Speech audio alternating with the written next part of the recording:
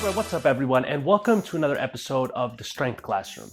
Today I'm going to talk about a very overlooked muscle group. Now, you might guess it, you might not, but I am talking about your calves. Now, anyone that says calf training is useless is, I don't want to say an idiot, but it's just, that's not an appropriate thing to say, because in strength training, there's no muscle that is useless, okay? You have one body, everything works together as a chain. You want no weak links in that chain. Now, I'm not gonna say I'm 100% innocent in this, because just up until a few years ago, I was always like, yeah, my calves, like, why do I need my calves to be bigger?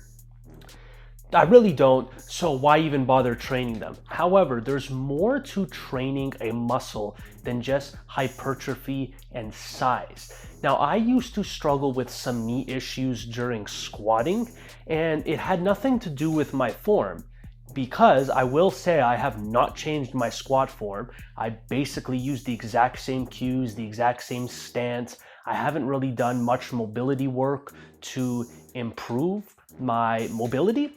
And the only thing I changed was isolating my calves. Now, there is research to support this, even though I'm not a big fan of research, but the calf does stabilize your knee joint. That's not even research, actually. That's just basic anatomy. You don't have to research something to know that that works. So strengthening my calves actually eliminated my knee pain. Now, is this gonna work for you? Maybe, maybe not, but it's worth a try. Now, I tried both versions, the standing and the seated calf raise. I personally like the seated calf raise better. It's just easier to set up, and I could do them at home as well. I figured out a way how to do standing calf raises at home as well. It is a little bit harder to set up, but you do whichever calf raise you like better. So like I said, just because you don't think a muscle is important does not mean you should try to develop it at least a little bit.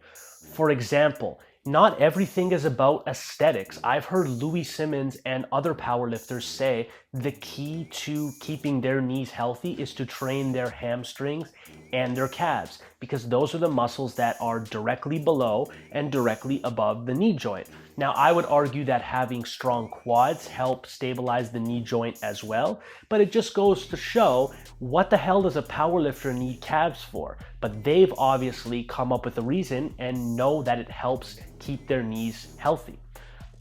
Even athletes, it helps prevent Achilles pulls and multiple calf pulls, any injury around the ankle or knee. A bodybuilder obviously needs this for aesthetic purposes, but just because we are isolating a muscle group does not mean we're solely going after aesthetic purposes. For example, Joe DeFranco is someone I take a lot of inspiration from. He's a big fan of doing upper back work for his athletes, because athletes do a lot of shit that happens in front of them. So they need to make sure they develop the back so they don't become overdeveloped in a forward posture. Now, are they doing this for aesthetic purposes?